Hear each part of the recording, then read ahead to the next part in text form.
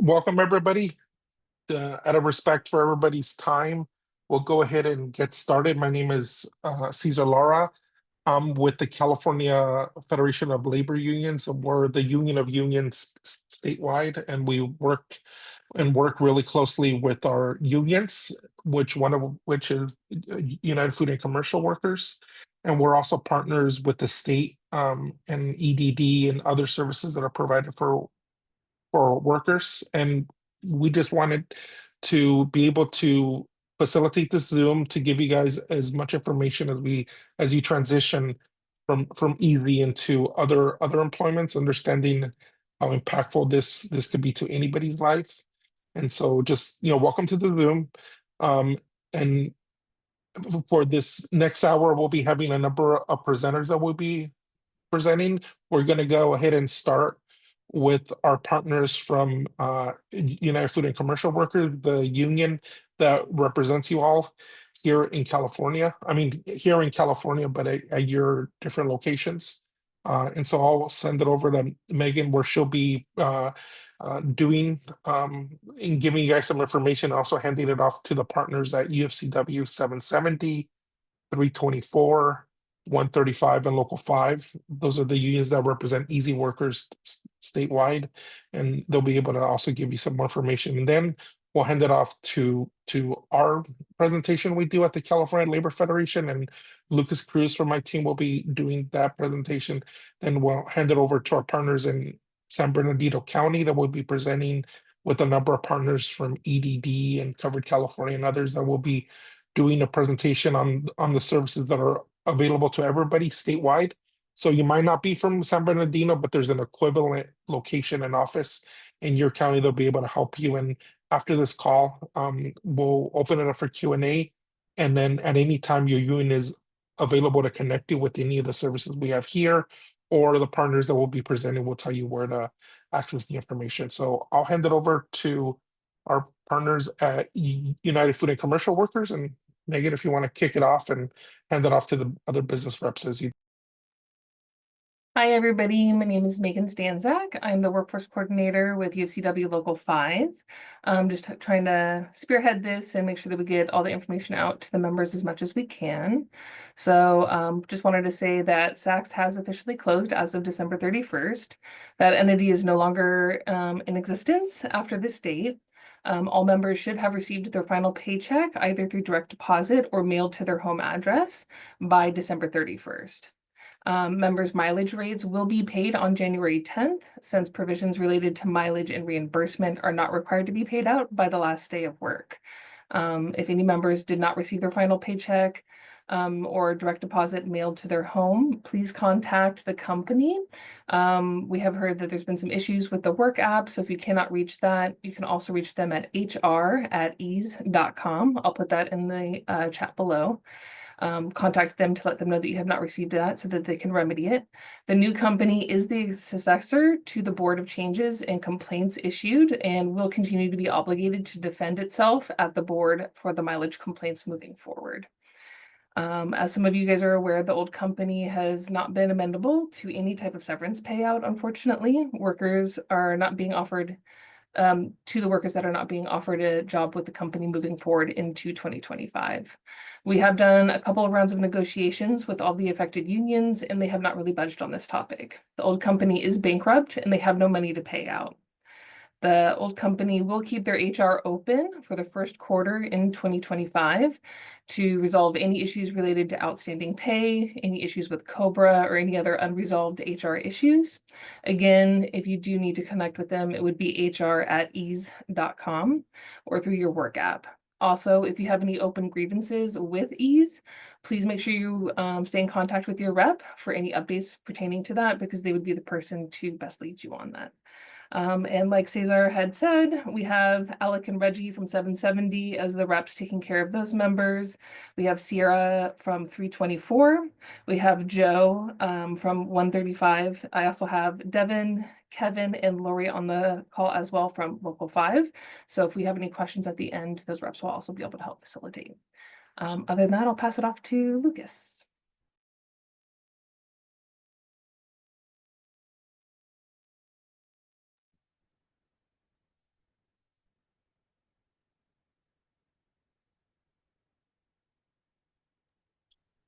Hey, good Is afternoon, that the right everybody. screen? Yeah, it looks good.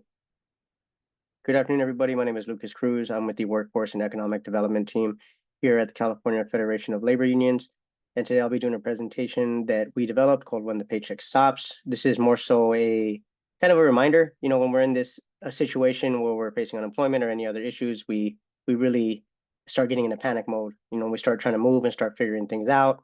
And this is hopefully just a reminder of some of the steps that we can take while we're in this process right now.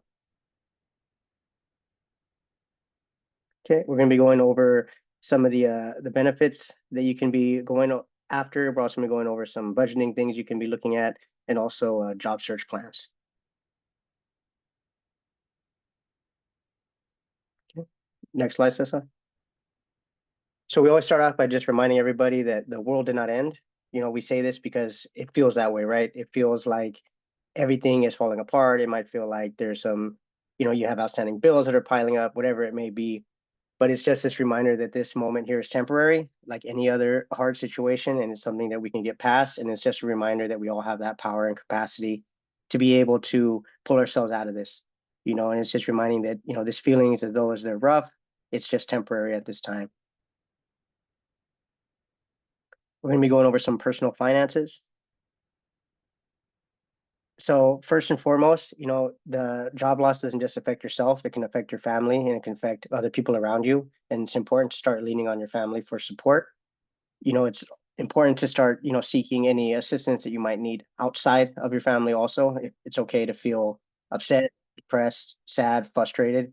And it's just really important that we start leaning on our family, because the moment that we don't, and we don't start looking for that assistance, is when we start making irrational decisions. We start moving faster, we start getting frustrated. So it's really important to rely on your own family networks. Also reach out to your union. The union halls, they have different resources and benefits that you can access. So it's always important just to stay in contact with them. And also community services, looking into your neighborhood and seeing what other services might be options, like the Catholic charities. There's different ones throughout the state that offer different services that you can look into. And you're going to be hearing some more also from our partners at American Jobs Centers that'll be talking about some of the resources they have also later in the presentation. And one last one is a 211. It's a really, really important one to know. If you are having issues with applying for CalFresh, if you have questions on access to food banks, if you have questions on any other type of services, you can just dial 211 and they'll open up a case for you there, and they'll be able to help you walk through those processes. One of the things that we recommend is to begin looking at your household expenses. It's really difficult to start kind of picking things apart, but it's really looking at the fluff that you might be subscribing to. One case is subscriptions. If you have Netflix account, Disney Plus, whatever it may be, start looking at the ones that you can start reducing that you may not need at the time. It can also be something as like lowering your internet speed. If you don't need access to high speed at the time, it might be good to start making those type of reductions. Looking at your utilities, making sure you start managing the thermostat, you're managing your electricity usage, you're seeing in your community if there is any surge hours, with PG&E or SDG&E or wherever you may be, but just ensuring that you're falling within those hours and you're not overexpending. And then also reaching out to your food banks. Prior to this job, I was working at the state assembly, and we were working during COVID. So one of the things that I found interesting was that in COVID, all of us were experiencing job loss, all of us were experiencing a hard time, but people did not want to go to the food bank. I don't know if there was like a stigma of like, I'm not going to wait in line with people, or, this and that, but it's just really important to reiterate that these resources are there for you to take advantage of, and there's no shame in taking advantage of them. And the food bank does not have to be your primary food that you take in. It could be supplementary. So, if you still want to get the proteins at the grocery store, that's fine, but also go to the food bank and take advantage of the pasta, the dry goods that they have. There's no shame in getting any help at all from any of the services that are there. They're there for a reason. And it's also taking charge of your personal finances. So aside from looking at things that you can reduce, it's also starting to look at the debts that you might owe. So also getting in contact with your creditors, and then starting to negotiate and having those conversations early on. But it's just so important to say that if you're going to have those conversations with your creditor and you're able to negotiate a different price than the minimum that you're paying now, just make sure it's a price that you can maintain, because you don't want to overpromise something and it come down the line where you're not able to pay it, and then it takes a hit to your credit score. It's also looking at the different benefits you might qualify. Again, 2-in-1's a good number to call. So maybe checking in to see if you might qualify for CalFresh at this time.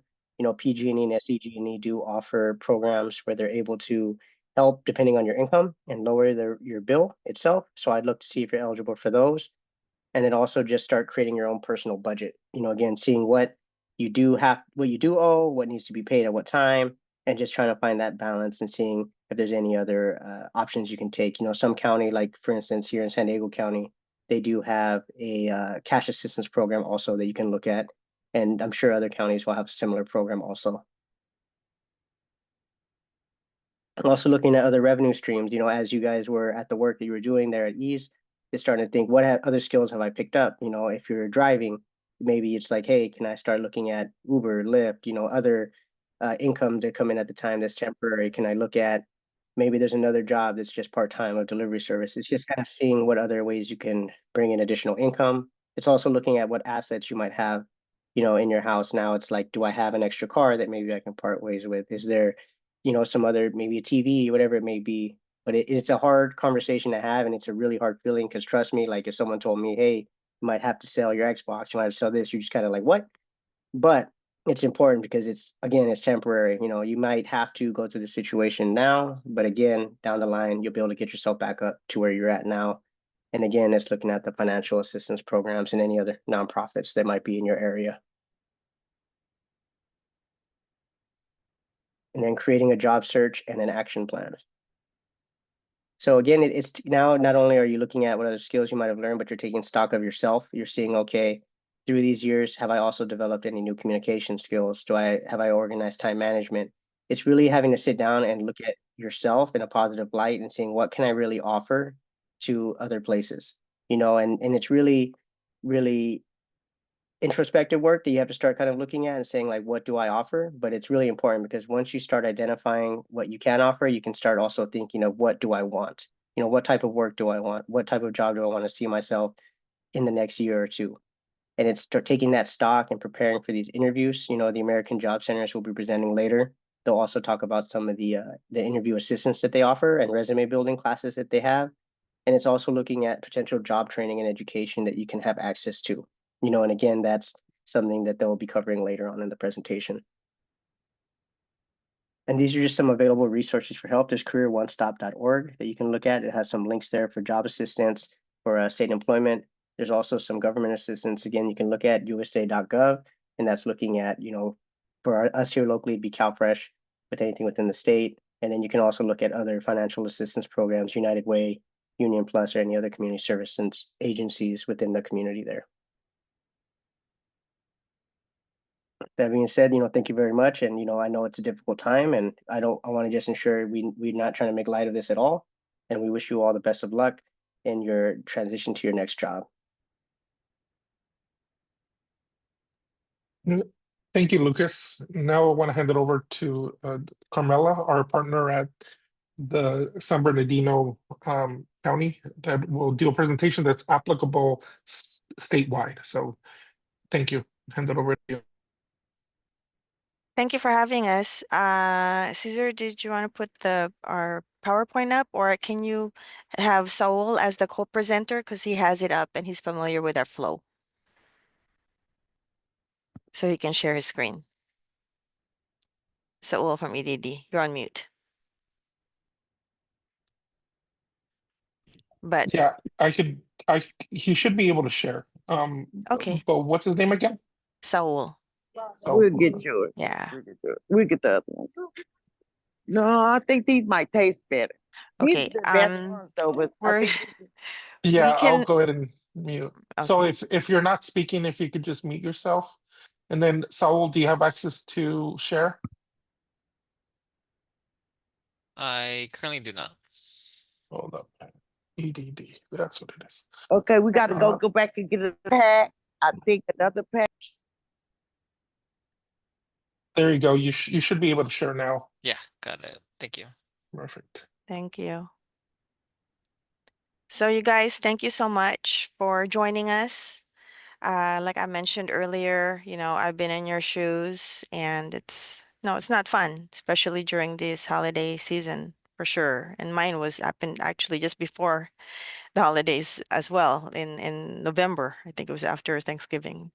And I didn't have any recourse. I did not have any resource. Nobody cared, it was just, okay, well, this is your last day. Thank you for your 12 years of service. And that's it. And so doing what we're doing now is very rewarding to me and to the rest of us here. Because we know that it's important for you guys to know all the resources that we have available to you. And so just wanted to let you guys know it's important that you help us help you. So what does that mean? You're going to be receiving, if not already, a survey. It's a questionnaire that actually asks you what your focus is now. Did you want a replacement work? Do you want to be trained on a new career path? I see a lot of young faces here. This could be, like I said, it could be a blessing in disguise. Minimum wage is up. There's a lot of opportunity out there. So take advantage of the resources that's available for you These ain't through the pills. government. Oh yeah, they did. And if you're not speaking, by the way, if you can mute yourself, that would be great. And last but not least, of course, if you want to retire, we can help you with that too. But without further ado, I'm going to give you to the rest of our team, starting with unemployment. Zulma's going to be talking about that. But after her presentation, we're going to be addressing any Q&A. And as Cesar was saying, doesn't matter where you live. We are presenters from San Bernardino County. We are here right now, me and Carrie Ann actually are here in Rancho Cucamonga. We also have a high desert location in Victorville and one in San Bernardino. And these are the three in San Bernardino County. However, we have a lot of partners all across the state, Southern and Northern California, okay? And so it's important that you complete that questionnaire so that we know where you live, so that we can give that questionnaire to the job center nearest to you so they can assist you with the resources that they have. And the good news is that what we go over right now, it's pretty consistent throughout the state. It is consistent. There's just some variations, maybe with some time frames and figures which we'll go about later. But so it's important, pay attention, ask questions after each presentation, because whatever question you may be thinking, if you don't ask it, most likely the other person in this presentation is thinking it. So don't be shy. It's just us. Okay. So without further ado, I give you Sulma from unemployment. Hello, I hope you can all hear me. My name is Zulma with EAZY Unemployment Insurance, and I'm here to share with you some information about the unemployment insurance program. And just so you know, the unemployment insurance program, it is paid for by your employer, 100%. It provides temporary partial income replacement when you are unemployed or have had your hours reduced due to no fault of your own. There are weekly eligibility requirements and they must be met. You must be physically able to work, you have to be available to work, and you have to be actively seeking work. Unemployment pays anywhere between $40 per week to $450 per week maximum. It is based on your highest quarterly earnings during the base period. What that really means is EDD will look at the last 18 months of your wages. What unemployment provides is it provides 26 weeks of benefits. That's equivalent to about 6 months of continuous unemployment. And an unemployment claim is valid for 1 year. When you file a claim, your claim does begin on the Sunday of the week in which you file. So it is always time sensitive. And there's always a mandatory 1 week waiting period where you are not paid for unemployment. To determine how much you will expect to receive, the EDD does have a calculator online, an unemployment benefit calculator. It's a helpful tool that can give you an estimate. That, like I said, the estimate can be anywhere between $40 to $450 per week. And when you go onto the edd.ca.gov website, you can just type in your annual salary and it will give you an amount of how much you can expect to receive per week should you apply. And in order to receive unemployment insurance benefits, you must file a claim for unemployment. The recommended method is online. It is edd.ca.gov website, and you do have to register or create an account there, and then you must submit an application for unemployment. The unemployment application process online does give you a confirmation number at the end. You can also submit your application by fax or by mail. You would complete a hard copy application and submit the information either by fax or by mail. The instructions of the application submission process are on the very back page of that application. The application form is DE1101I, and it is available on the edd.ca.gov website if you want to just see it and take a look before you actually complete the application yourself. Now, you can also use the traditional method of calling the 1-800-300-5616. You must call on your own behalf. You can call in and have a representative ask you all the questions of the application in order to be submitted. Now, there are also other languages available. You must always call on your own behalf. So customers always have to call on their own behalf. If you speak another language, we will have an interpreter on the line for you. But all we ask is that you always call on your own behalf. You can have somebody support you, no problem. But please always call on your own behalf when you're calling about unemployment to file your claim or ask about the status, okay? And the information that you will need to file a claim includes your personal information. You will also need last employer details, and we will ask for your employment history from the last 18 months where you have worked.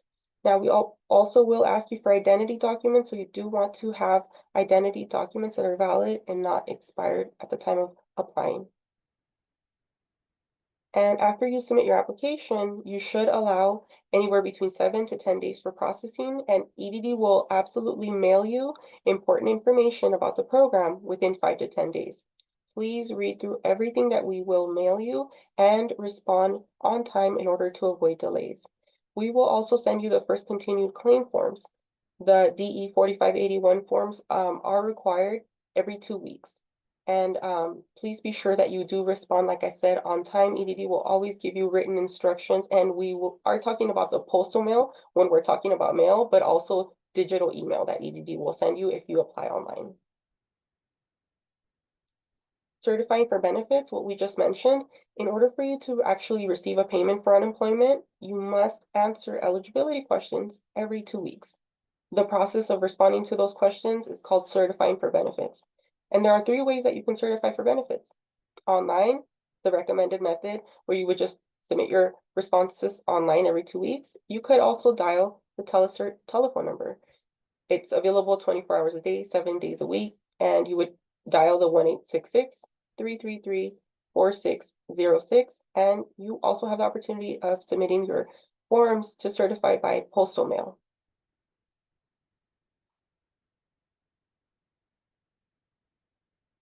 When your first payment is authorized, Money Network will mail you a debit card. We issue unemployment, disability, and paid family leaves benefits using that very same Visa debit card. That debit card, once it's issued, it is valid for 3 years, and you will not receive a new card if you have already received a previous one. You can set up alerts when there is a deposit available or if the card has reached a low balance. And there is information available in order to request a replacement card, to report a lost or stolen card, or for questions. You would want to contact Money Network directly. Like I said, the information is on the screen for the customer service line. You would want to call them at 1-800-684-7051. And there is also a website available with additional information. That would be the moneynetwork.com/EDD website. And their California Training Benefits Program, it would allow you to receive unemployment benefits while you continue your education, upgrade your skills, or if you learn a new trade by going to an approved training program. If you are eligible for the California Training Benefits, you will not need to be available for work, accept suitable work, or actively seek work. And you may qualify for a training extension for up to 26 more weeks of benefits. If you are interested in the California Training Benefits Program, you must notify us prior to receiving your 16 weeks of payment. There is more information at the edd.ca.gov website /CTB. Just note, please, that EDD does not cover any educational or training-related expenses, such as tuition, books, supplies, transportations, or fees. And there may be state, federal, or other employer programs that may provide funding or financial assistance.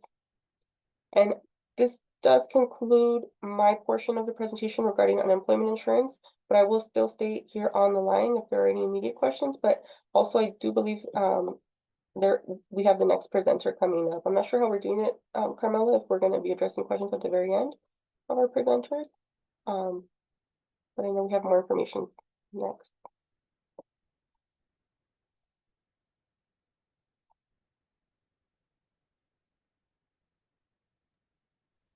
I'm just looking at the chat to see if there are any immediate questions that I can There address. you go. Yeah, I was gonna say there's some questions in the chat. Sure.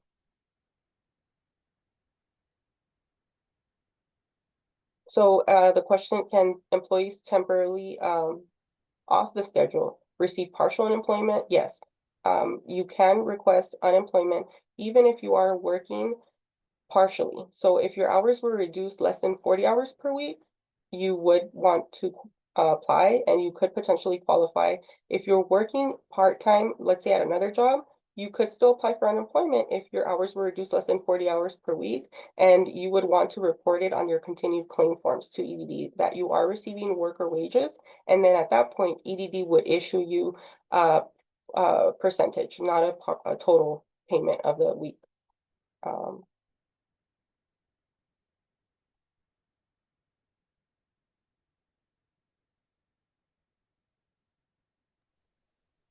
And if you ever disagree with any single notice or decision that EDD has made, you are always welcome to file an appeal. There is always a process to file an appeal. It always has to be done in writing, but if you have any specific questions on your case, I'm sorry, I cannot answer any case-specific questions. I would just advise you, if you have any questions about a prior case with unemployment, contact them at that 1-800-300-5616 and ask them about what the process would be to appeal, because you always have the right to appeal any decision if you disagree with it.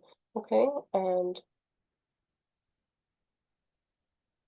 it's a really great question. I'm sorry you guys are going through this right now. It's, I know, such a disadvantage to know short notice. And if unemployment is paid for by your employer, how will you get paid if that employer doesn't exist anymore? We still capture that data and that information from before. So remember how the unemployment insurance application asks you for your last 18 wages? That's what we look at. So that's what gives you credit, what you have already worked for in the past. So we'll look at the last 18 months to determine that. And so even if the company is bankrupt, we'll figure out a way, because they usually have already paid into the program a percentage. They're already required to pay for it in advance, like an insurance program traditionally works. So please report it and report all your other employers. Don't be shy about it, because if you report all your wages in the last 18 months, that means we're going to be able to give you more per week, which we want to give you. And the max is 450 maximum benefit. I think I saw someone mention about like the inflation, and I'm so sorry.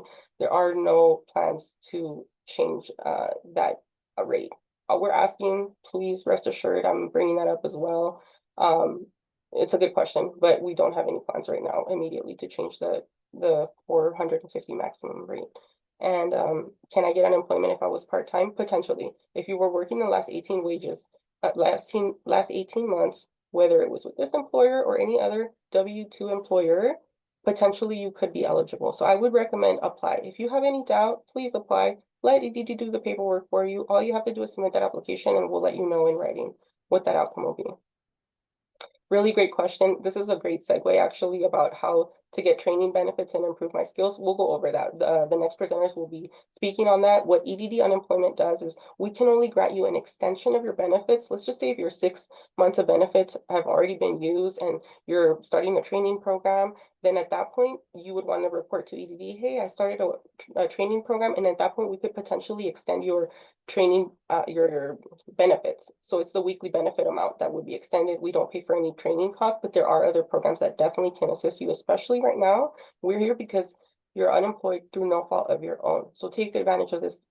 It's a terrible, terrible thing that's happening, but you can make the best out of it and look for opportunities because you're really great candidates. Because it's through no fault of your own, that's why we're bringing you these programs, which you're probably gonna pre-qualify for already. You just have to, like I said, seek out the resources and please apply. I think that wraps up the questions that I see immediately. I'll still stay here on the line until the end, but I don't want to take up much time. I know we have great information coming up next for you all. So thank you for participating and for being engaged. Really appreciate you being here. And I'll pass on the baton to, I think it's Saul that's next. Thank you all. Thank you, Zuma. So next, we're going to be talking about the American Job Center of California. We've been talking about it a little bit throughout the meeting. I'm going to give more information about the American Job Center of California. Like we said, there's going to be American Job Center of California in every county of California. So there should be one near you. They all offer the same services that I'm going to be presenting today. So don't worry. So the American Job Center of California offers a variety of services that brings employers with job openings and qualified job seekers together at no cost. There's also several types of services available at a AJCC, which is going to be the Workforce Innovation and Opportunity Act, WIOA, and the Trade Adjustment Assistance Program information. So this is where the training comes in, where some people were asking. The WIOA training, the Workforce Innovation Opportunity Act, is at out of these offices, and it's per county and it's a state program. But this is where the funding for those trainings comes from. So if you are interested in training and going to a new career path, this is where you'll go to your nearest American Job Center of California, sign up and enter to the WIO program, and then you'll go and seek what kind of career they can offer you or what kind of training they can offer you, and then you can go from there. I didn't introduce myself, but I'm Saul. I'm EDD Workforce Services. I'm also part of EDD, but not unemployment. I'm Workforce Services, and the American Job Center of California should have EDD Workforce Services representatives there that can help you with career planning, skills assessments, workshop, labor market information, job fairs, other jobs matching services, and of course the training that I mentioned before. We also offer special services for veterans and youth. So if you're a veteran, we have veteran representatives at our offices that can provide you with specialized training or more one-on-one train or opportunities. And also we also have a youth program. If you have any youth at home from the age 16 to 24, we have youth programs where we can also offer training to them or assist them to go into a higher education. We also offer job clubs, employer recruitments, training, and other resources, and we work out of the caljobs.ca.gov website, which is an online job board that's open 24 hours, 7 days a week. So you might be asking, well, where is the nearest American Job Center near me? You can use this website, careeronestop.org, to find your nearest American Job Center nearest you. So you can either go for training if you want training, the training opportunities, or you can go and speak to one of us, the EDD Workforce Services, where we can assist you with general information about unemployment or the other EDD programs. And we also have other resources such as we have unemployment phones. If you want to connect with unemployment, we have like a fax if you need faxing information over to unemployment. And also we generally have resources rooms where you can apply, look for work, and print out any resumes that if you might need any of that. At our offices, we also offer all 3 applications for EDD, such as the disability insurance application, paid family leave application, and also the unemployment application. Mainly on the unemployment application, we can have the paper forms. If you want to apply in paper, you can go to one of our American Job Centers of California, pick up the paper application, or use the phones at those locations to connect to an unemployment representative to apply, or use our computers there in our resource room to apply online. Online is always the best way.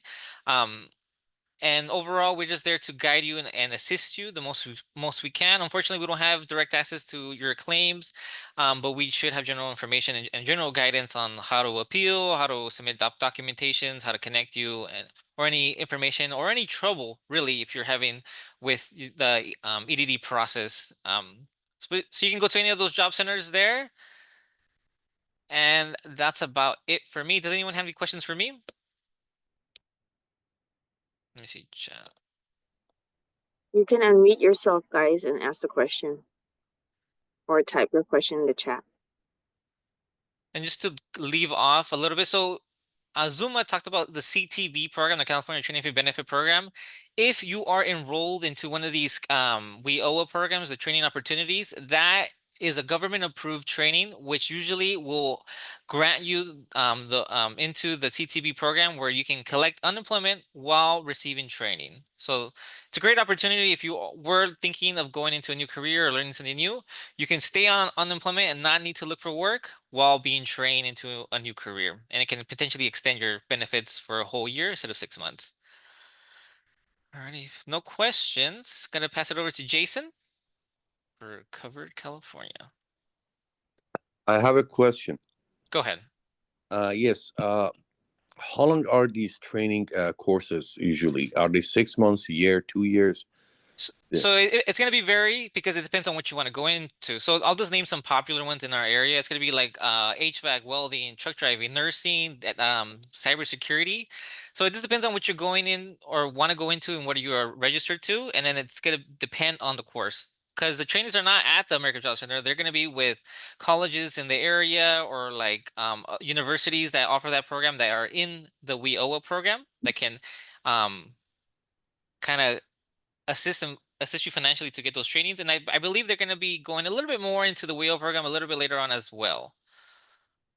Yeah, how about the courses that are somehow compressed to 6 months or 9 months, but they are not through the colleges? Is that acceptable?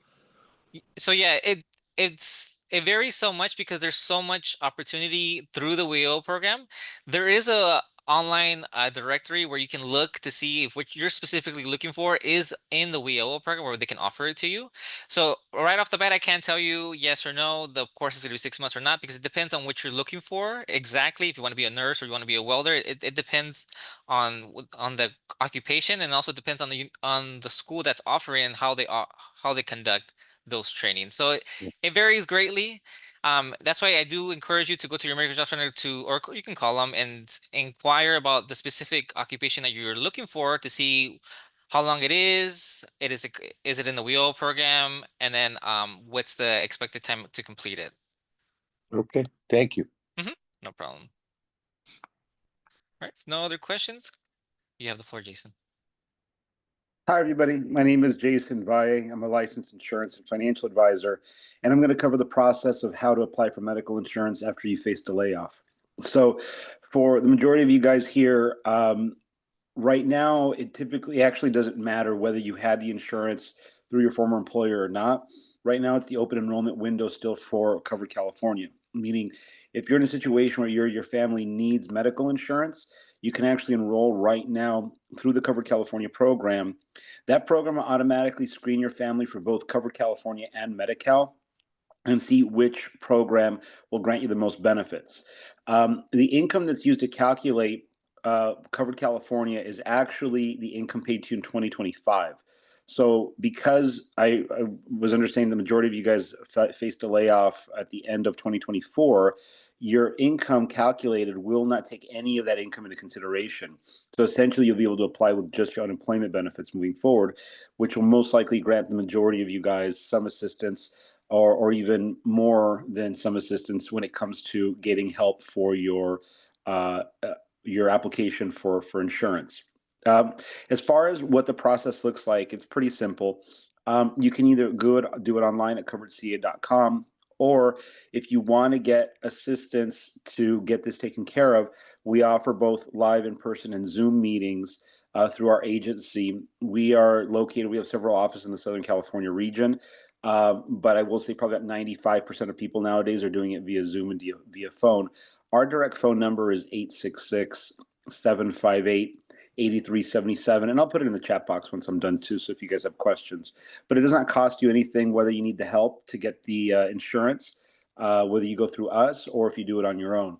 I will say, though, that if you are in a situation where this is your first time signing up for insurance, or if you have questions on how this whole thing works, or if you are somebody who has medical needs and you want to make sure that the insurance coverage that you're signing up for actually covers what you need, I would highly recommend that you give our offices a call. We've been doing this for 17 years, so there's not a whole lot we haven't seen at this point.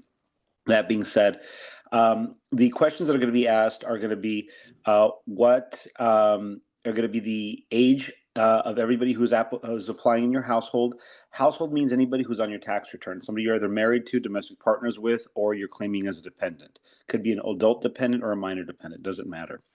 Secondly, your zip code. Third, it's going to be your estimated household income for 2025. That income is going to vary drastically from person to person. And because of that, I don't have an answer when it comes to how much is this going to cost. There could be some people in this meeting that the insurance for their family will cost them $1. There could be some people in this meeting that same insurance plan can cost $500. It all depends on how much income they're going to report in 2025. Now, the tricky part with this whole thing, and the reason why it's okay to use the website as guidance, but you may not want to do a self-enrollment, is because does anybody know exactly how much income they're going to make in 2025? And chances are the answer is no. So the issue is that we're essentially going to have to estimate or guesstimate what that income is going to look like for this year. And that process typically revolves around having a conversation with you, calculating your unemployment benefits, calculating if you're planning on doing any kind of temporary work, or if you're working on your own, or if you have other household income coming in, spousal support, child support, anything like that. We put it all into the system. And then we have a conversation whether you think that looks about accurate. Because what happens is this: if we underreport your income for the year and then you end up making more at the end of the year than what you reported, you'll actually be charged back for any benefits you're not entitled to receive. And so we want to make sure we avoid any surprises at the end of the year. So the second part of this is that if you do decide to work temporary or part-time, or you do find work that doesn't offer you medical benefits, the next thing you need to do is absolutely make sure that you update your file with Covered California. They will not know because EDD will report the earnings, sorry, not EDD, the IRS reporting will happen when you file your following set of taxes in April. And then you can't conveniently say, well, I forgot or I got busy, because the actual benefits you're receiving are an IRS tax credit. So they will charge it back to you either through garnishment or anything else that the IRS has at their disposal. So I'm giving you guys all the information now so that you're fully aware of how to get the most bang for your buck and how to get the most benefits out of these programs, because there are a lot of benefits and they do help a lot of people. You just need to make sure that you understand how to navigate them, because it is a little complicated. So that being said, once you go on claim, the actual application process, you'll have until the end of this month to get onto Covered California if you did not have company insurance before. If you did have company insurance, you'll have until the end of next month. The insurance can only start on the 1st of any given month. So if you want the insurance to start on, for example, February 1st, you have to apply. Typically, the sweet spot would be between the 15th and the 25th.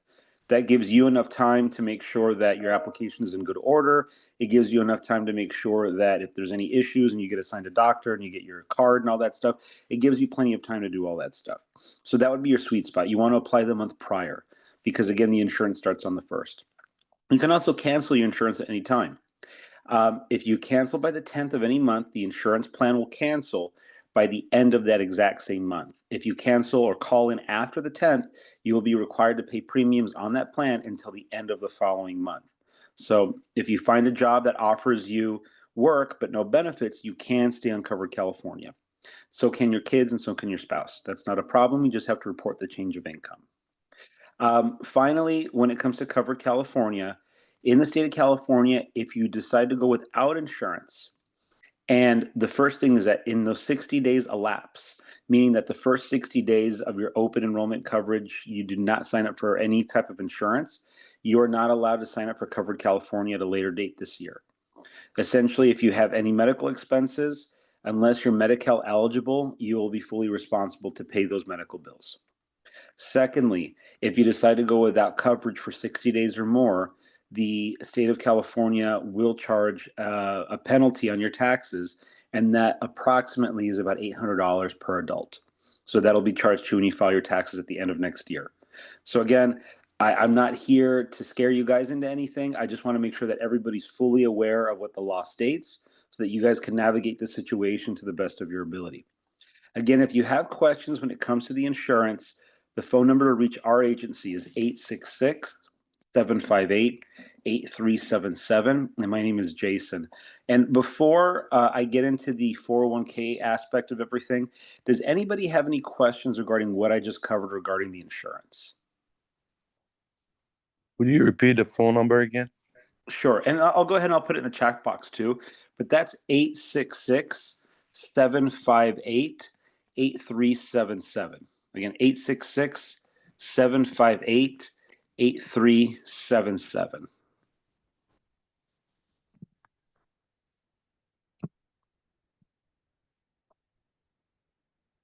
Any other questions before you move on?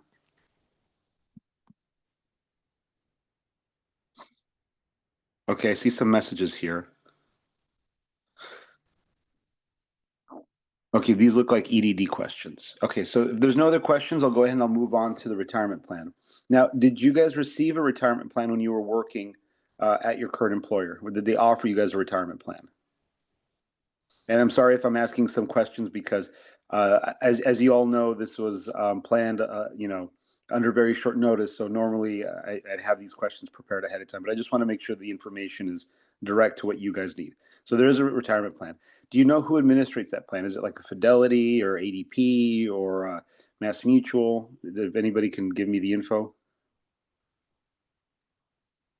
No, nobody knows if who the plan is with.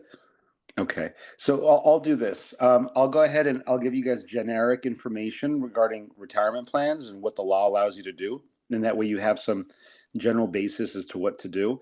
But if you end up in a situation where I didn't cover something or you need clarification, that same 866 number, you can dial it and we have a financial planning department and you can go ahead and ask for assistance. We don't charge anything for the consultation. Okay, so when it comes to your retirement plan, you have 4 different options of what you can do. The first option would be to cash out the money in the plan. If you cash out the money, that money counts as income, which means it will be reported and it could negatively affect either your Medi-Cal, Covered California, CalFresh, or any other benefits that you're currently receiving. So prior to doing that, if you're planning on applying for any of these benefit programs, inquire to see how that amount of money, if you received it, would affect your claims. I have seen people disqualify themselves from Section 8. I have seen people disqualify themselves from Medi-Cal, and I've even seen Covered California premiums triple because of a cash out of a retirement plan. So ask always first. Second thing to know, your retirement plan will, if you withdraw the money now, they will withhold 20% automatically. That is a federal guideline, meaning that if you had a $10,000 balance, you're going to receive a check for $8,000. Now, that's not everything that's going to be owed. You actually owe a 10% penalty if you're not minimum retirement age, which is 59 and a half, plus there's state and federal taxes. It typically comes out to somewhere in the ballpark of about 35%. Now, that's not because these are bad accounts or you shouldn't invest in them. It's because these accounts are designed to do one thing and one thing only, and that supplement your Social Security once you have retired and you stop working. If you treat it like a Social Security supplement, because you're not actively working, you're typically going to pay very little in taxes and you're going to pay no penalties. That's the way it's designed to work. If you use it any other way, that's when it gets very expensive, and that's why it's so punitive. The second option you're going to have is that you can move the money to a new company or new employer. If you find work at a new company or through the union, I know Caesar's here and he'll probably use every bone in his body to help you guys in this process. I've known Caesar for a long time. If you find work at another company that offers you benefits, then you can go ahead and you can transfer the balance of your old plan to your new plan. If you do that, there are no penalties or taxes, but you're going to be under the rules and regulation of the new employer plan that you're with. The third option is to leave it currently where it's at. That's normally an option, but because this is a total bankruptcy, that's typically not allowed. So you're going to actually have to use either number 1, number 2, or what option number 4 is, which is open an IRA under your own name. An IRA is when you take the balance of a retirement plan and you transfer it under your own Social Security number. Now you take control of your own money. You choose how you want to invest it, with who you want to invest it. You want it to be high risk and you want to put it all in Bitcoin, you can do that. If you want to go and put it all in a safe guaranteed savings account, you can do that too. You have total control of the money.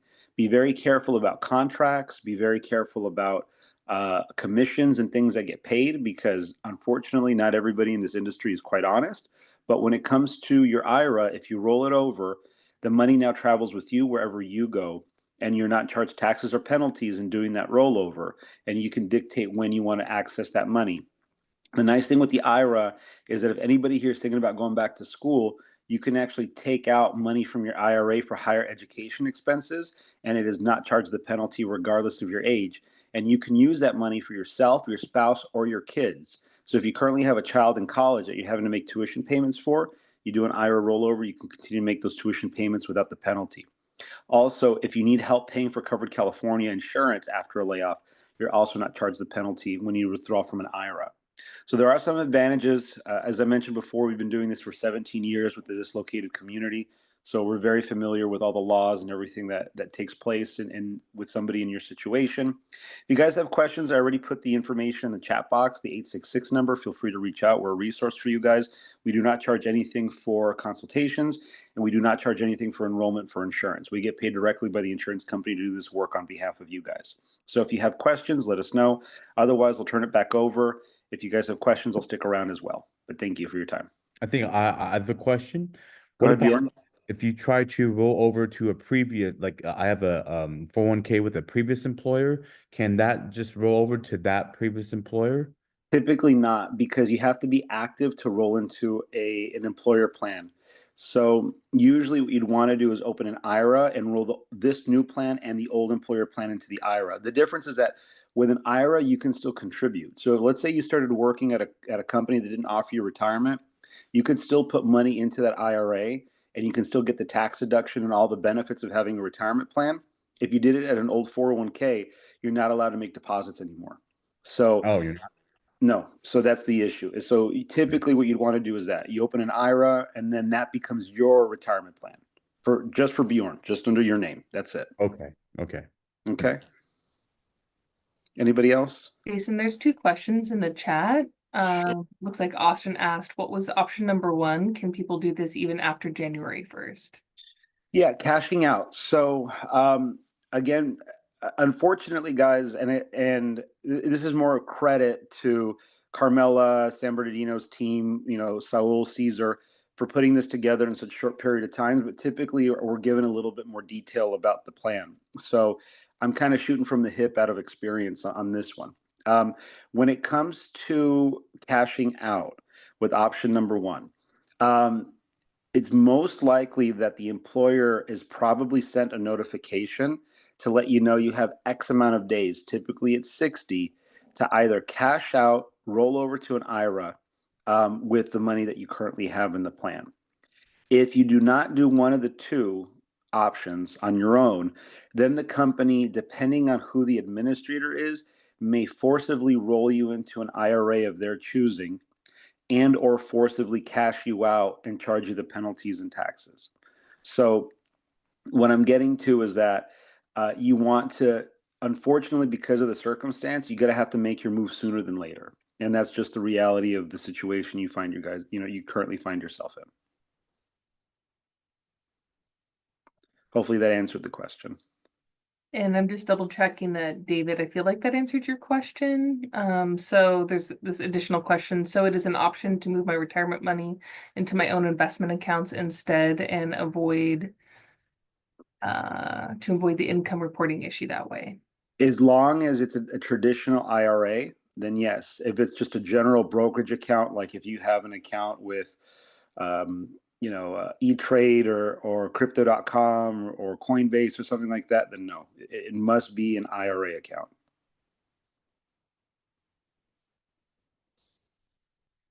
Any other questions? Oh, perfect. There we go. A margin account? No, it cannot be a margin account. It has to be deemed as a traditional IRA. Anybody else? And if so, what's the deadline? It's going to be whenever. So I heard the things that I think it was Caesar at the beginning of the meeting was kind of talking about some of the details about the timing of everything. So I believe I was 3 months that you're going to have an HR department still active. My experience is that they give you about 60 days. for the IRA stuff. For the health insurance, if you did not have employee health insurance with the company, your deadline is by the end of January. If you did have employee health insurance with the company, then your deadline is by the end of February of this year. Okay. Anybody else, or do I, again, if you have more questions, you can throw them in the chat box and I'll stick around to the end of the meeting. I think Jessica has her hand up. Let me see here. 60 days for the insurance starts the last day that you had active insurance with the company, which is most likely the 31st of December.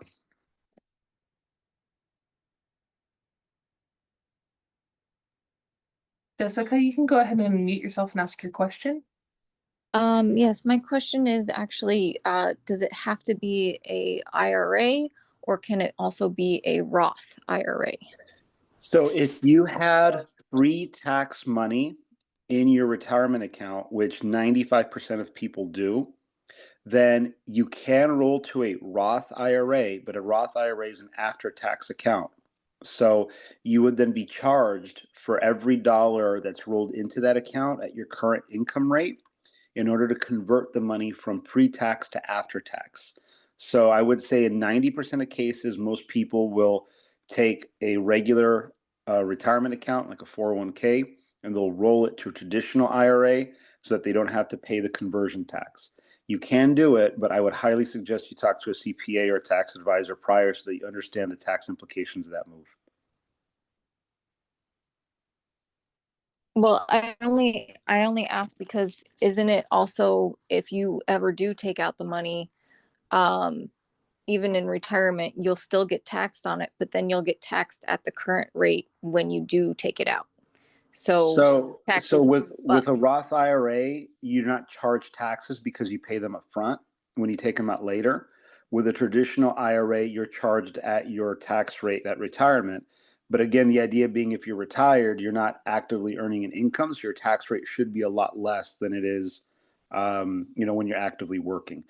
Again, those are like philosophical questions when it comes to retirement planning, and I know that sounds weird, but it just is. Some advisors will say, do it this way. Some advisors do the other way. There's no wrong answer. It just depends on everybody's circumstance. In my general feeling, when somebody's tight on money and facing unemployment, it's probably not the time to be paying extra taxes to do a conversion. That's kind of like a luxury thing. Okay. All right. If not, I think there's some more presenters as well. I'll go ahead and stick around if you have more questions, but let me turn it back over to Carmela. To you. Hi, everybody. It's me, Carrie Ann Angel. I'm here at the San Bernardino County Workforce Development Center. We're going to talk about the WIOA services we have here. There's different offices or different in each county, and they all work the same. We have one-on-one career coaching, sorry, can't talk today. You, one-on-one, let's do that. One-on-one job assistance, interview, to get you prepared for an interview, resume, to get your resume up to par, to give you hints and tricks for writing a resume. The next slide you can.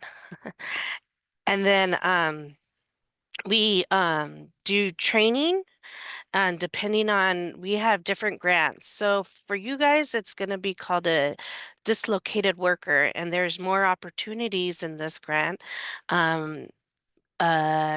like benefits and money, depending on what you are looking for on training. There's also a job search. You have a career coach along the way with you and help you through the steps of getting a new job and helping you search for a new job. You have a lot of support here for at the workforce development. They give you you get assigned to a career coach, and they're here every step of the way for you in this time. The process is not overnight, but it is a good opportunity, a good thing for for training and all that. When I got laid off, it was like, here's your check, see ya. Don't want to be ya, type of thing. And didn't have this type of thing to help you with the services that you need and uh, help you along this process. Um, there's scholarships. There's depending on how much you're training and what you want to look for, depending on the job that you're looking for. Sorry, I can't talk today. What you're looking for. There's a whole bunch of things. But you have to, it's like a job. This is your job. The training is your job and what you want to do and succeed. This is an excellent program, like I said, and you have a career coach every step of the way to help you and be there for you. Um, this is my co-host. She's going to be presenting the next slides. Thank you, Carrie Ann. So I'm going to be talking about what Carrie Ann just discussed, which is on-the-job training and transitional job. On-the-job training is near and dear to my heart because it's helped a lot of people. This is basically a way for you to be marketable, right? Now that you're, looking for work, how we're able to assist is you can basically let employers know that, hey, I qualify for on-the-job training. What does that mean? That means that the county will actually pay for 50% of my hourly rate for the first 3 months of my training. So say you guys, like I said in the beginning, don't pigeonhole yourself into one job. Think about all the transferable skills that the past jobs you did. Put it all together, have and work up a good resume and that will open up doors for you. So when you find the job that you want and you know that you would be good at it, but you need additional skills to qualify for that job, to give you additional ammunition to get hired, guess what? The county is willing to offset your training, half of your training for the first 3 months. Okay, so that's a pretty good offer, and that's going to entice the employer to hire you, right? So more on that, talk to us about it when you come to the job center. Let them know that you're interested in this program, and we'll work with you on how to qualify for it. Transitional jobs, as it says here, is really more for somebody who's not necessarily in your shoes, but somebody who's chronically been unemployed or really needs to be needs more additional work experience. Um, to the and so we would be pairing the worker with an employer who's willing to train them, and the county would actually be subsidizing the training fees. But this is not permanent employment. A transitional job is what it says. It's just transitional to help them with additional work experience to get them their foot in the door. Okay, so there's some minimum hours here. Any questions in regards to what we just discussed with WAYOA services, on-the-job training, etc.? These are the resources available at the job centers that we mentioned, which is here in Rancho, in San Bernardino, in the High Desert, and in other counties. So that's why, again, it's important for you to turn in that questionnaire so that it will let us know where you live, and we would then relay that information over to the job center nearest to you so that they can reach out to you and provide services. And that one stop that was shown earlier, that's important. And I think Cesar sent the link for you to be able to locate as well. So all good stuff, right? Any other questions? Now's your time. I have a Mhm. question. Where are these job centers? Are they located in EDD offices? They are in different areas. Where do you live, sir? I live in Tarzana. Tarzana. Okay. Cesar, are you familiar with the job center in Tarzana? Because there is an EDD office on De Soto, and I want to see if they have this job training facility over there too. Yeah, I'll put my email in the chat. And feel free to email me directly, and I can help you find that job center in that county.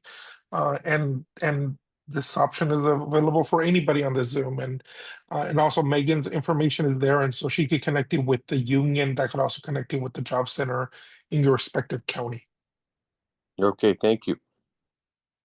And if you want to look for it yourself too, Soul, I think the Career One Stop link can help them identify, right, what the Yeah, the nearest job career center. one Yeah. stop is Mhm. the Yeah. AJCCs, and so you could Yes. also look it up on the website but if you need the help, feel free to reach out to me directly. Wow. Thank you, Thank you. Cesar. Thank And you. then Any? Oh, go ahead. I think we have another one, correct, Carmela? Yes. So we have another presenter. That's, guess what? These is valuable resources. I'm going to be presenting you over to Angelica. She's going to be talking to you about Medi-Cal, EBT, CalFresh. Hello. Without further ado, I'm going to hand it over to Angelica. Thank you, Carmela. My name is Angelica Wadron. I'm a program specialist with San Bernardino County's Transitional Assistance Department. And I'll, like Carmela said, I'll be going over the three top social service programs that we have to support you and help transition you during this time while you're looking for a more permanent employment. So the first one is Medi-Cal. Medi-Cal is California's version of the federal Medicaid program. It provides free or low-cost health coverage for individuals and families meeting certain income requirements. This Medi-Cal coverage would include doctor visits, prescriptions, mental health support, and more. Recent changes also allow low-income individuals from age 26 to 49 to qualify regardless of their immigration status. If you're eligible to Medi-Cal, it can provide that peace of mind and access to healthcare.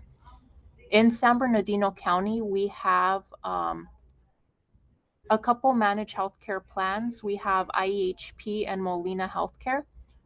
We also have, it's been a recent change, but those in San Bernardino County can also get Medi-Cal, Kaiser with Medi-Cal. The only caveats with that is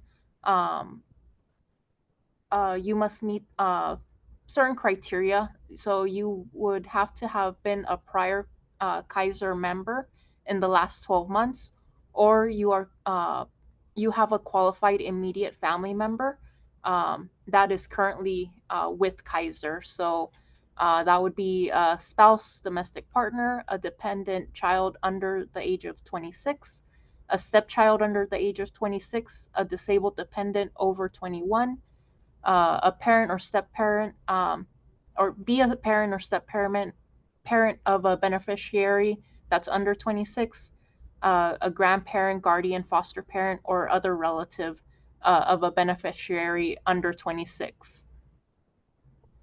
So when you're approved with Medi-Cal, whatever county you're in, you're sent a booklet to choose a managed care provider that is within your county and to choose a doctor within those managed care plans.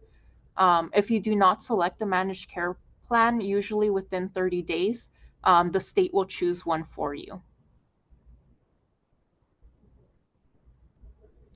So, who qualifies for Medi-Cal? Individuals under 21, families with children under 21, seniors 65 or older, individuals who are blind or disabled, children in foster care, individuals under 26 who are formerly in foster care, pregnant people, people in a skilled nursing facility, low-income individuals that are 19 through 64, low-income families with or without children, low-income people with specific diseases such as tuberculosis, breast cancer, or HIV and AIDS. There have been a lot of changes regarding Medi-Cal. A lot of them happened early last year. So one of the big changes was they have removed the asset limit test for eligibility criteria. So that was more for those individuals who were 65 or older, or they have a disability. We would have to count their property before, so we'd have to request information on how many properties, houses they had, if they, how many cars they had, bank accounts, savings accounts, retirement accounts. We would have to take stock of all that and request information. But they've gotten rid of that limit test, so we no longer need those verifications. And like I had mentioned before, California has implemented a state-funded full-scope Medi-Cal to individuals 26 to 49 years old, regardless of their immigration status, as long as they are eligible with the criteria for Medi-Cal.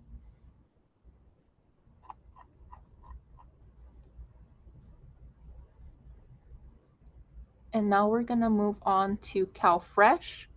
So CalFresh, it was formerly known as food stamps. In other parts of the country, it's known as SNAP benefits, but it provides monthly food benefits to individuals and families through an EBT card.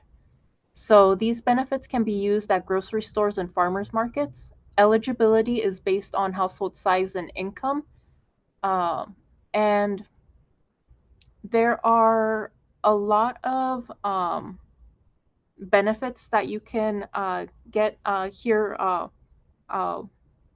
within San Bernardino and a few other counties too when you have CalFresh. So one of the programs that we are currently in partnership with Metrolink, they have the Mobility for All program. It offers a 50% discount on any Metrolink ticket or pass for riders with a valid California EBT card. You can purchase the Metrolink ticket at one of the stations, and it allows that 50% discount. So that service is in Los Angeles County, Orange, Riverside, San Bernardino, and Ventura counties. You can only purchase the tickets from a Metrolink station at one of their machines. The funds are not deducted from the EBT card. So you would need an alternative form of payment. The EBT card is more just to get the discount.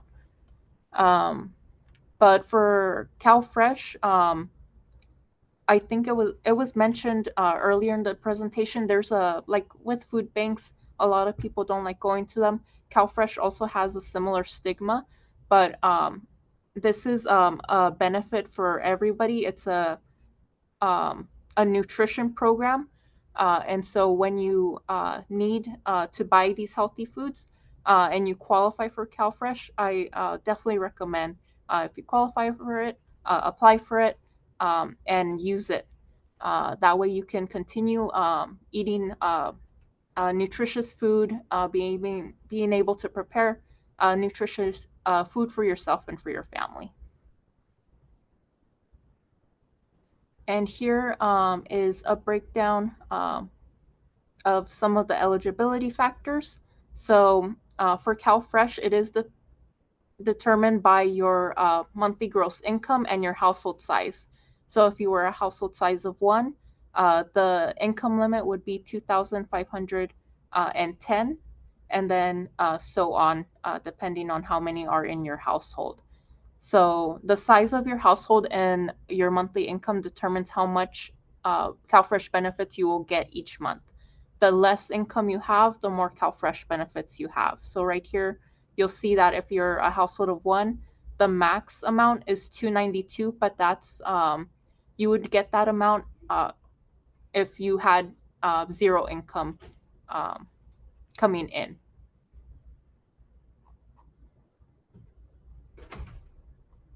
And the third program is CalWorks. So CalWorks offers time-limited monthly cash aid and supportive services to families with children when one or both parents is either absent, disabled, deceased, or unemployed. This program can help with housing, food, and other essentials. Participants also gain access to employment training, childcare, and even transportation support, helping you move towards financial stability. Participants eligible for CalWorks are automatically qualified for Medi-Cal and may also qualify for CalFresh. And for those supportive programs, like the education, training, and employment services, here in our county, it's still known as Welfare to Work, but a CalWorks employment services specialist will help you through all those programs and get you connected with our workforce development department as well.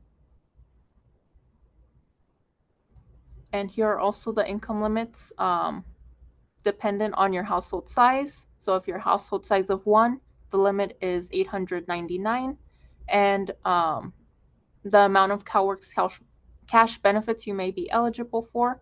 If you're a household of one, it would be $732, and so on. And just to go, I know there's not slides for this portion, but just to help prepare you if you're wanting to apply for any of these benefits, some of the verifications that are asked for is a photo ID, proof of your citizenship or immigration status, so social security card, birth certificate. If you are a legal permanent resident, it would be your LPR card. I definitely recommend providing your last pay stub that showing your name, the date, the gross income, and any deductions. If you received your termination letter, and also your application to unemployment benefits. So that for CalFresh and Medi-Cal, your worker will require you to at least apply for those benefits. And you don't have to be approved or denied yet, as long as you turn in that that last page where it shows you've submitted the application. It has your name. You can turn that in with your application for either Medi-Cal, CalFresh, or CalWorks. And one other thing to add, you can apply for all of these benefits and more at benefitscal.com. This is a new online platform for all of California where you can apply or renew benefits for CalWorks, CalFresh, or Medi-Cal. It's a user-friendly website, and it ensures that applications are submitted directly to the county that you live in for efficient processing, making it easier to access the assistance that you need. So I definitely do recommend you create an account with Benefits Cal, because that way you would be able to submit your documents electronically. You would just take a picture and submit it onto your account. You can complete the reports for the programs that you apply for. So Medi-Cal has an annual renewal. For CalFresh, it's usually a 6-month report. CalWorks being similar with a 6-month report. You can obtain your benefit information and you can opt into text messaging. So whenever you have a report due, it would send you a text message. Once you complete the report and turn it in, it would send you another text message that we received it and when it's processed as well. So you can always keep track of what's happening with your benefits. I'll go ahead and add some links for Benefits Cal in the chat.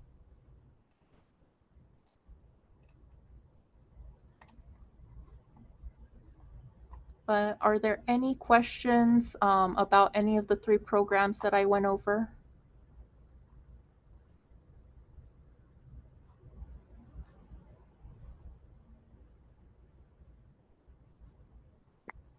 Can we be approved for CalFresh while we are applying for unemployment, since we haven't done it yet?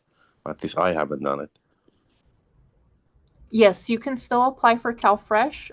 You would just have to at least submit the application that you applied for unemployment. Once you're approved or denied, then you could turn that verification in after. But you can definitely apply for CalFresh before you're approved or denied for unemployment. Okay, and do you have any idea how long it takes to get the benefits, to get the card and everything? So for CalFresh, it's usually a 30-day time frame, but there is expedited services. So if you if there's no income coming into the household, there's no savings that you can pull out of. The worker will determine whether you're eligible for expedited service, and you could get your benefits within 3 days. Okay. Thank you. You're welcome.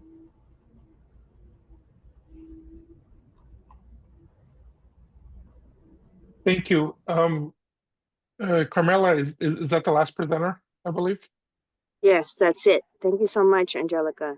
And thank you all to the presenters for coming together and helping the affected workers over here at EAZY. And like I mentioned earlier, you guys think of this as a blessing in disguise. In the meantime, take advantage of all the resources. Allow us to help you by turning in those questionnaires so we can um, give them over to the nearest job center to you. Okay? And thank you, Caesar, for allowing us the opportunity to serve them. No, thank you for all the presenters and everybody here. Any questions before we leave the Zoom? Anything that may have not been answered? And once again, I'll put my email in the chat as well. And also Megan has already put hers down there too. So feel free to reach out to us if there's anything that you missed. The idea is that we're going to send out an email with some of these links of information, so have everybody's contact information that registered, in case you didn't take the notes correctly or just need that information. Maybe didn't think about it later. But Luke, you have your hand up, your physical hand up? Yeah. I have a. Oh wait, let me get my microphone over here. Oh, and Alec was asking for the questionnaires, so I Can you hear think me they'll okay? be sent to. Yes, we can hear you. Okay. Yeah. This is a very specific question about a situation that happened to me. So when I first did this is one of those things where I'm asking you a question, and the question is there anything I can do about this? And I'm guessing the answer is no, but I'm going to ask anyway. So when I was going through the process of reapplying for my position at EAZY, the person who was doing my interview over the phone at EAZY, right at the very end, stopped me because he said that that my car needed to have a car alarm installed, which was like never brought up before. So he said that I had to stop doing my interview with him so that and he'd get back to me later. But in the meantime, I had to go get a car alarm installed in my car if I wanted to continue applying for my own position, which I had already been working for 4 years. So I went out, I paid like, $430 something to get a car alarm installed in my car. And then, it took like 2 or 3 weeks for the guy to finally get back to me after I bugged HR over and over again to finish the phone interview so that I could be eligible. And then, I got laid off. So basically, I had to pay $430 to put a car alarm in my car for a job that they weren't going to give me anyway. So I don't know. Do I have, any recourse on that, other than, emailing HR@ease.com and saying, y'all are a bunch of liars. I want you to pay for my stupid car alarm that I don't need. Yeah, yeah, probably the best recourse is to connect you directly with your union that represents you. And Megan just jumped off mute, but it depends where you live and which local it is. So Which send it level over. do you report to, Luke? Well, I'm out of the van. I was working out of the Van Nuys depot. So So 770? yeah. Okay. I'll make sure that Alec or Reggie reaches out to you. I took down your name and he can All right. follow up with you. Okay, cool. Thank you very much. Thank you. And then there was a question, do I need a termination letter to apply to CalFresh? And Angela replied saying no. So that's good to know. And then I have a question, what do I need to talk about applying for EDD? Can you please send me your email? I'm good. Yeah, I could definitely send you my email and help you on connecting you to the right location. But applying for unemployment would be directly on the unemployment website. That I can help you if you need that help. Any other questions? Do I need? Oh, okay, I already got that question down. So I'll put my contact information back on the chat, and also for everybody that received the email to this meeting, you could hit reply as well. So any other questions? Not at the moment. No. Thank you everybody for attending. Yeah, I have a If there's question real quick. okay, you go ahead. So what exactly do you need to apply for the unemployment? I guess the W-2s aren't available yet. Just what the last 3 months of paycheck stubs. That's a really good question. I don't mind answering. So what you need really for your unemployment insurance benefit, and actually I'm glad you brought this up, you don't need a termination letter or a letter from the employer at all. We'll take your word for it. Now, what you really will need, we'll ask for your name, your social security number, your date of birth, phone number, your address. We want to know the name of the company. So you want to have your paycheck stubs, or as best as you can title So the name of the stacks. company. Yeah, the address, the phone number. The reason for separation, the company closed, unfortunately. That's all. And then answer all the questions. Of course, it's a longer questionnaire, but those are the gist of it. I guess the most important part is just know the company name, the address, and if you have the phone number. And I get it, it's gonna close, so don't worry. What you have works. We just want information that we can validate into the system. Make sure you were really a valid employee there, and the employer will always be informed, so they'll be able to respond. But don't wait for the employer to let you know of anything. Actually, I wanted to mention this. If you were laid off on the 31st, I would recommend you apply this week. Our claims will begin on the Sunday in which you file. So I would recommend, if you're no longer working as of the 31st, apply this week before Saturday ends. So before 11:59 p.m. on Saturday, file it so that your claim can actually be effective this week. Why? Because we want you to serve your waiting period and we want your claim to actually begin. You shouldn't really apply too soon, but that's generally a timeline. Now, question, what if they try to deny it? You can always appeal it. Like I said, if you ever disagree, they say you don't, for whatever reason, you have the great labor reps here, they're going to be amazing. But if they ever disqualify you, you can even go to our offices and tell them, where's the appeal form? We have a generic appeal form on our website too. And you can just always appeal that decision. There will always be, a reason why. Now, just be aware, EDD will always ask you for information. So just respond, because if you don't respond, we can deny you for that reason. We can always reopen a case. Just be sure that you're responding as I mean, more likely they shouldn't be able to deny it, but I guess. Not in this case, yeah. If you, you're laid off through no fault of your own, I think generally would assume you'd be eligible, right? If you worked enough wages, and then you must have earned at least 1,300 wages in the last quarter. Last 18 months, right? So if you met that minimum, great. Now, I did also want to address one question that I kind of saw. I'm not really sure if it was addressed, but if you're working part-time or at another job, and I did mention you can still apply for unemployment, because if this was your main job and your hours were reduced, you would want to apply. Now, just to let you know, it really is going to depend on how many hours per week you're working at the other job, if you're working another job, and how much they're paying you. Usually, if you're earning $600 gross wages per week, probably not gonna qualify. But if it's less than 600 per week, you could potentially qualify. I don't know what the amount will be. It's all gonna depend on each case will be different, right? If you meet the maximum 450 per week, great. But then EDD will do its own calculation. We don't do dollar per dollar. We do our own chart through the computer system. Yeah. Okay. But thank you for, great questions. Because I know you have a question, others will have questions too, but you have a really great support system. And again, if you fill out that survey that was sent out, and I think it's going to be resent out again, we're going to reach out and you'll It'll have be sent out in the email? In I my think it's an email. Yeah, personal yeah, email?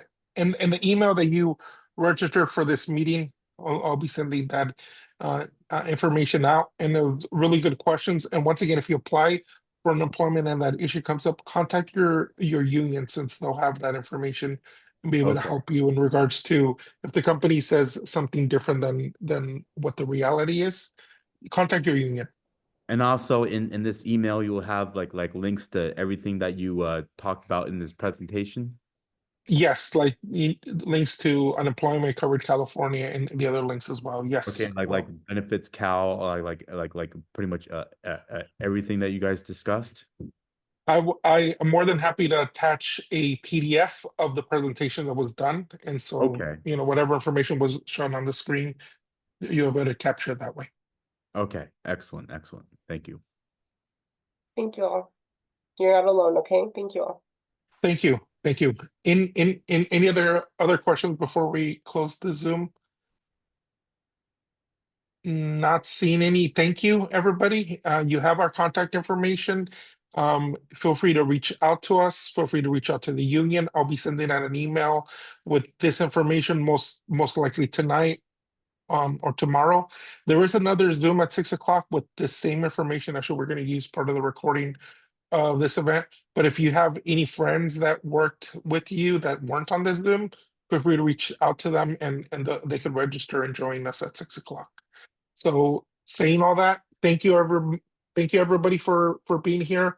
Thank you to all the presenters, and good luck to everybody as you go forward, and loop in your union, loop in the American Job Centers, loop in unemployment covered California. These benefits are out there because California as a state put them out there for you all, so take advantage of them. So thank you, everybody. Thank you, everybody. Take care. Good luck. Thank you. You're welcome.